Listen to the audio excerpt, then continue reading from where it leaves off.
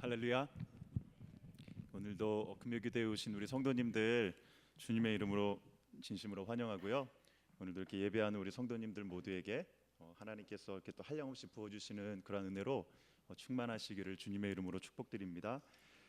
오늘 같이 함께 나누고 싶은 말씀은요, 엘리야의 이야기입니다. 말씀은 열왕기상 17장 말씀이에요.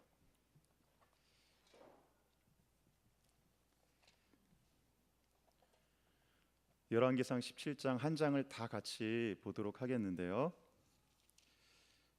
1절서부터 24절까지고요. 자매님들이 한 절, 또 형제님들이 한 절 같이 교독하도록 하겠습니다. 자, 자매님들부터 읽기를 시작합니다. 시작.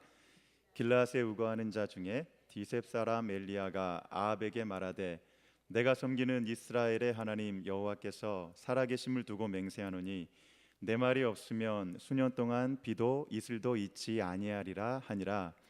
여호와의 말씀이 엘리야에게 임하여 이르시되 너는 여기서 떠나 동쪽으로 가서 요단 앞 그릿 시냇가에 숨고 그 시냇물을 마시라. 내가 까마귀들에게 명령하여 거기서 너를 먹이게 하리라.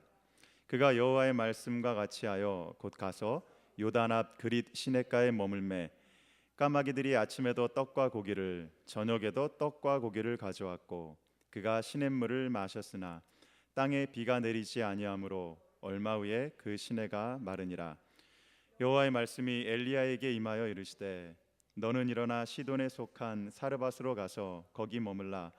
내가 그곳 과부에게 명령하여 내게 음식을 주게 하였느니라.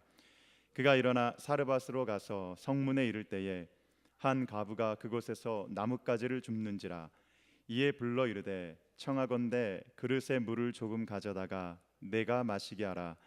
그가 가지러 갈 때에 엘리야가 그를 불러 이르되 청하건대 내 손에 떡 한 조각을 내게로 가져오라. 그가 이르되 당신의 하나님 여호와께서 살아계심을 두고 맹세하노니 나는 떡이 없고 다만 통에 가루 한 움큼과 병에 기름 조금뿐이라. 내가 나뭇가지 둘을 주어다가 나와 내 아들을 위하여 음식을 만들어 먹고 그 후에는 죽으리라. 엘리야가 그에게 이르되 두려워하지 말고 가서 내 말대로 하려니와 먼저 그것으로 나를 위하여 작은 떡 한 개를 만들어 내게로 가져오고 그 후에 너와 내 아들을 위하여 만들라. 이스라엘의 하나님 여호와의 말씀이 나 여호와가 비를 지면에 내리는 날까지 그 통의 가루가 떨어지지 아니하고 그 병의 기름이 없어지지 아니하리라 하셨느니라. 그가 가서 엘리야의 말대로 하였더니 그와 엘리야와 그의 식구가 여러 날 먹었으나 여호와께서 엘리야를 통하여 하신 말씀같이 통의 가루가 떨어지지 아니하고 병의 기름이 없어지지 아니하리라. 이 일 후에 그 집 주인 되는 여인의 아들이 병들어 증세가 심히 위중하다가 숨이 끊어진지라. 여인이 엘리야에게 이르되 하나님의 사람이여 당신이 나와 더불어 무슨 상관이 있기로 내 죄를 생각나게 하고 또 내 아들을 죽게 하려고 내게 오셨나이까.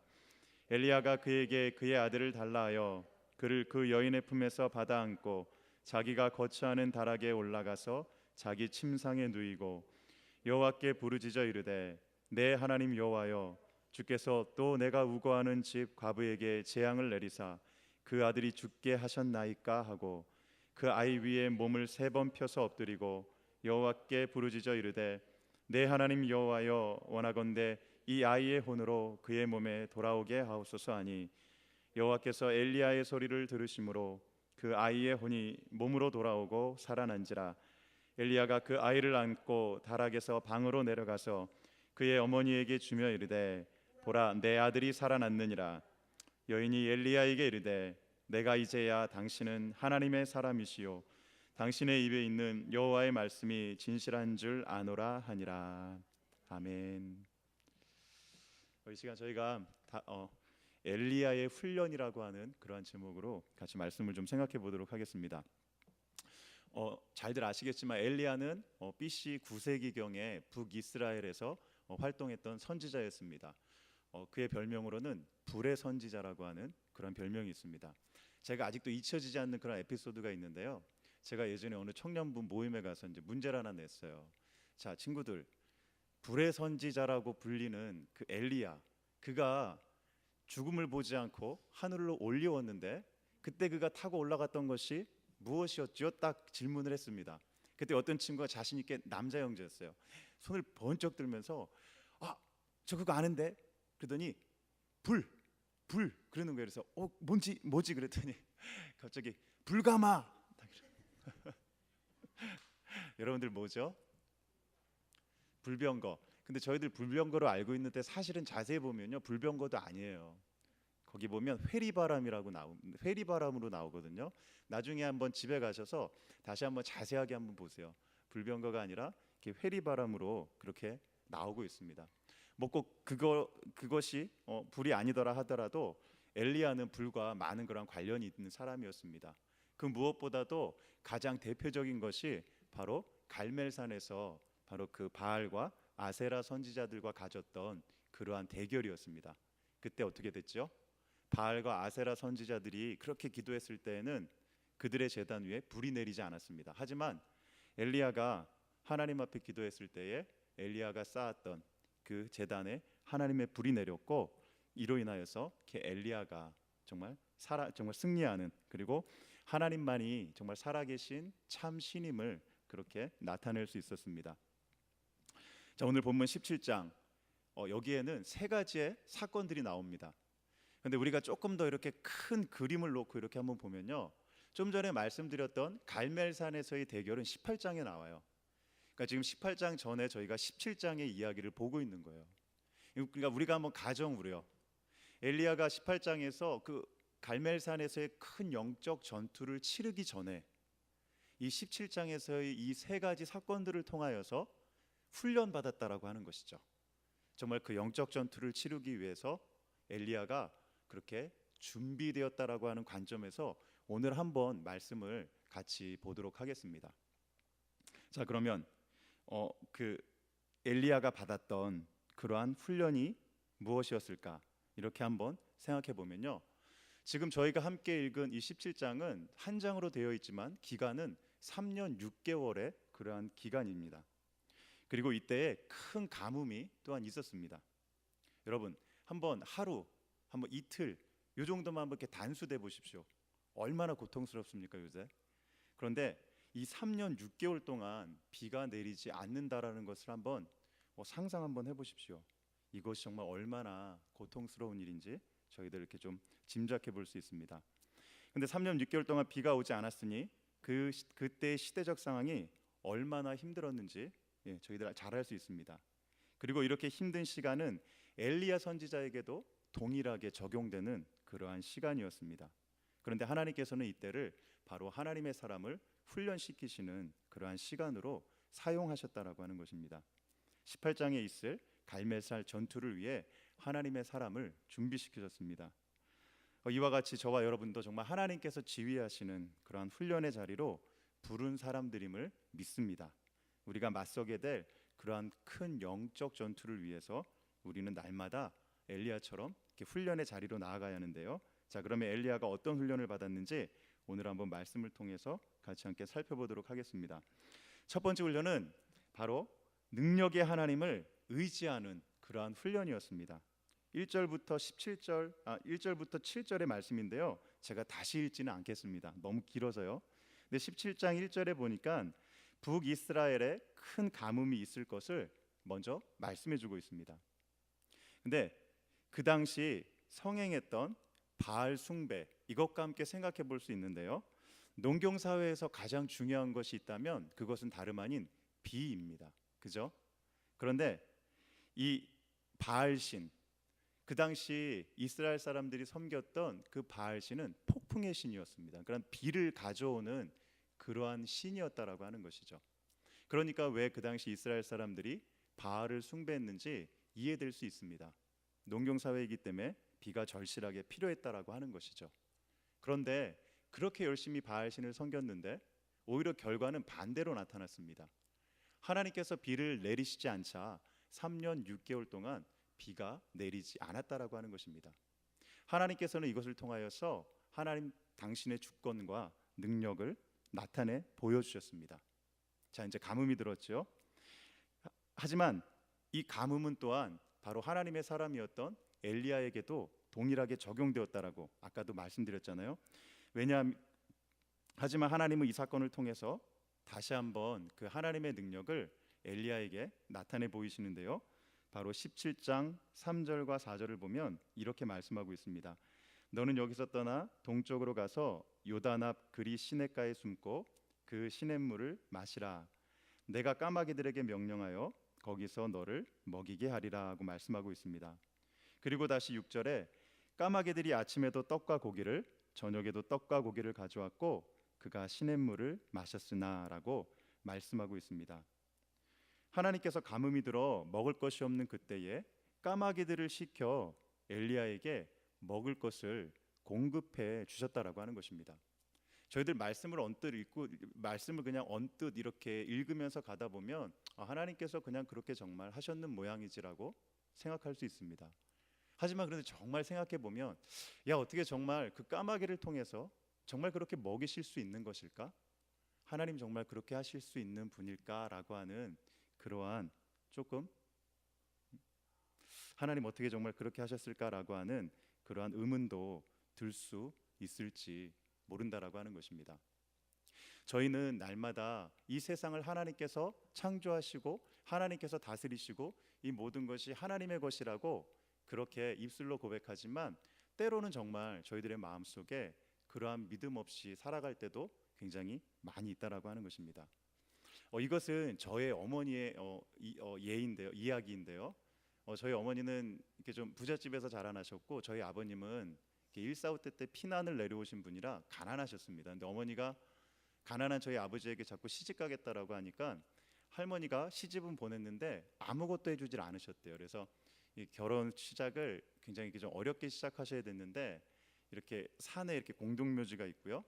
그다음에 그 옆에 이렇게 초가집 같은 데서 이렇게 이제 신혼생활을 시작하셨다라고 합니다. 근데 이제 어머니가 그때 처음으로 그 가정에서 예수님을 영접하고 이게 은혜를 많이 받아서 교회 가서 이렇게 새벽 제단을 쌓고 싶은데 너무 무서운 거예요. 새벽에 나가려니까 너무 어둡고 또 공동묘지가 있으니까 아무리 은혜 받아서 마음으로 삼오는데도 또 나이 어린 또 이렇게 나이가 많지 않았던 또 그런 여자의 몸으로 이렇게 또 그 산을 넘어서 이렇게 또 교회 가는 것이 굉장히 힘들었다라고 해요. 근데 어느 날인가 내가 정말 하나님 앞에 용기를 내고 가봐야 되겠다라고 하는 그러한 마음으로 집을 나섰는데요. 너무나 놀랍게도 그 동네에 이렇게 왜 그 당시에 이렇게 예전에 보면 왜 이렇게 동네에 막 이렇게 어슬렁어슬렁 다니던 그런 개들이 많이 있잖아요. 근데 정말 신기하게 그 동네에 이렇게 어슬렁어슬렁 거리면서 다니던 큰 개가 그 집 앞에 어머니의 집 앞에 이렇게 앉아 있다라고 하는 것이에요. 그러면서 어머니가 이렇게 문을 열고 나오면 그 개가 이제 앞장서서 가는 것이죠. 처음에는 그게 왜 그러는지 몰랐죠. 그냥 한번 우연히 이렇게 뭐 일어나는 일인가 그랬는데요. 그것이 이렇게 매일매일 일어나는 것이에요. 새벽에 나와서 문을 열고 나와 보면 그 개가 그 집 앞에 앉아 있다가 먼저 앞장서서 교회를 향해서 이렇게 가더라고 하는 것이에요. 그리고 교회에 도착할 때쯤 이렇게 이제 먼동이 트는 것을 보면 개가 다시 이렇게 동네로 이렇게 돌아갔다라고 하는 것이에요. 어머니께서 해주신 말씀이지만 저도 처음에는 좀 이렇게 반신반의했는데요.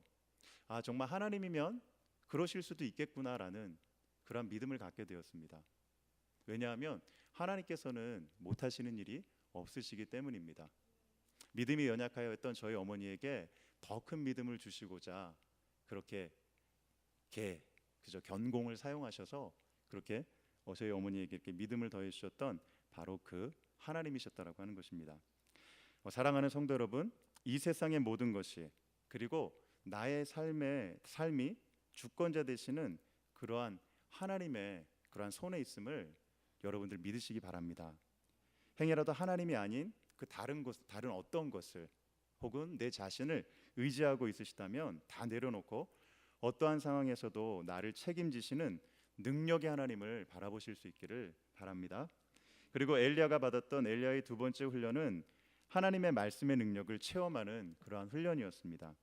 8절부터 16절의 말씀입니다. 엘리야가 숨어 지내던 그리 시내마저 이제 가뭄으로 말라버리게 되자 하나님께서는 엘리야를 시돈에 있는 바로 사르밧이라는 곳으로 이렇게 보내십니다. 그리고 그곳에서 한 과부를 통해 필요한 양식을 공급받도록 그렇게 하셨습니다.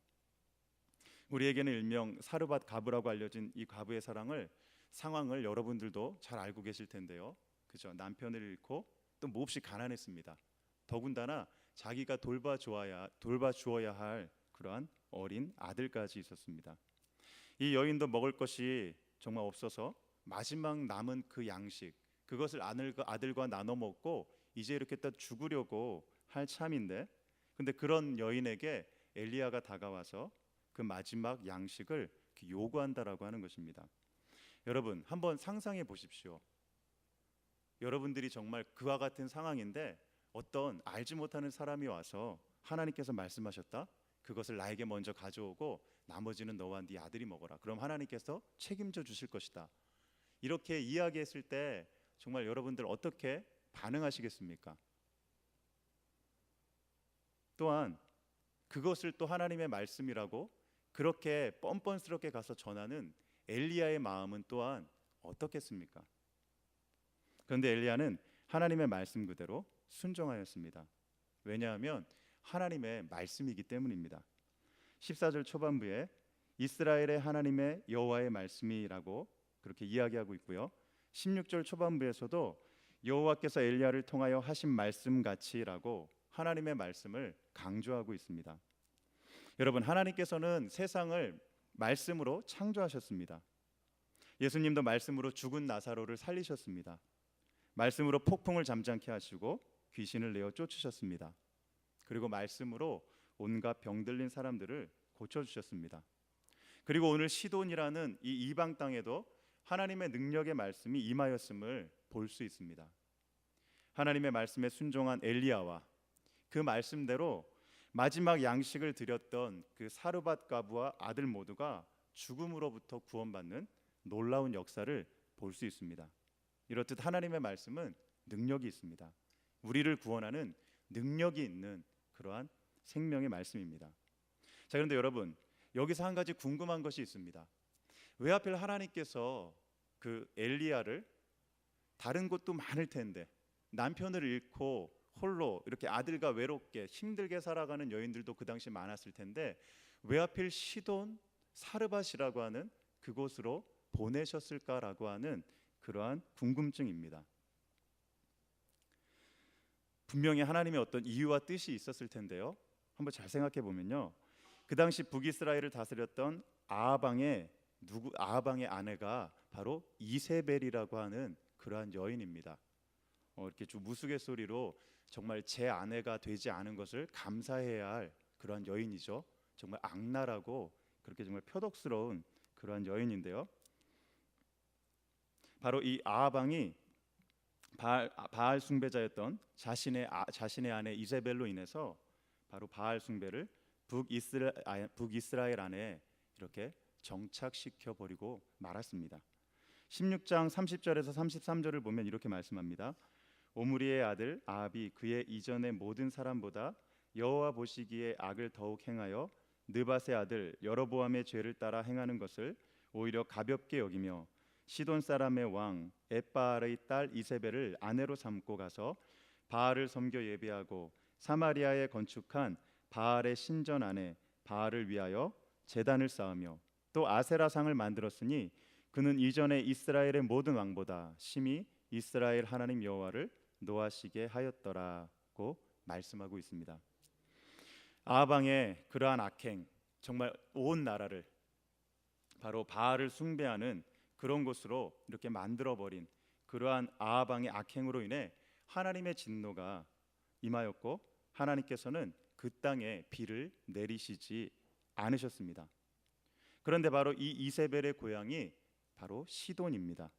바로 시돈 왕 엣바알의 딸이었습니다. 여기서 엣바알이라고 하는 것은 바알과 함께라고 하는 그러한 이름입니다.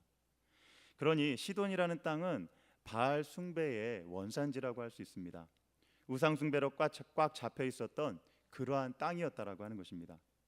그런데 바알 선지자들과의 대결을 앞두고 하나님께서 엘리야를 보내신 바로 그 땅은 바로 그 바알 숭배의 원산지, 그 시돈 땅이었다라고 하는 것입니다. 그 이유는 우상 숭배가 만연한 그 어두움의 땅에서조차 우리 하나님의 말씀은 반드시 성취되는 능력의 말씀인 것을 엘리야로 체험케 하시기 위한 것이었습니다. 살아계셔서 지금도 말씀하시고 이루시는 하나님의 말씀의 능력을 적지 한복판에서 체험케 하셨다라고 하는 것입니다. 여러분, 저와 여러분이 어디에 있든지 혹은 어떤 상황 가운데 있든지 관계없이 하나님의 말씀이 임할 때 그 말씀은 반드시 성취되는 말씀인 것을 믿으시기 바랍니다. 때론 우리의 상황이 정말 힘들고 어려운 상황이라 할지라도 하나님의 말씀대로 순종하셔서 주님 주시는 그 구원의 능력을 체험하실 수 있기를 바랍니다. 책 중에 7가지 교육 법칙이라는 아주 오래된 고전과 같은 그런 교육학 책이 있습니다. 그런데 7가지 교육 법칙 중에서 그 첫 번째는 교사의 법칙입니다. 그런데 그 교사의 법칙이라고 하는 것은 교사는 자기가 가르치려는 것을 알아야 한다라고 하는 그러한 법칙입니다. 그런데 잘 생각해 보면 너무나 당연한 것을 이야기하고 있지 않습니까? 교사가 자신이 가르치려는 것을 모른다라고 하면 그죠? 교사라고 할 수 없겠죠.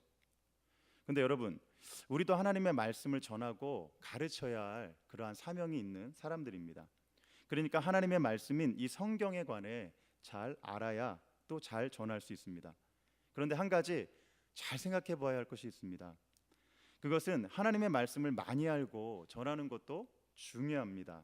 하지만 그것보다 더 중요한 것은 내가 읽고 듣고 삶에 적용하는 이 말씀이 정말 죽은 자도 살리고 병든 자도 고치고 먹을 것이 없어 죽기 일보 직전에 사람들의 생명을 보존하는 그런 말씀이라는 것을 마음으로 믿고 알고 그렇게 전해야 한다라고 하는 것입니다.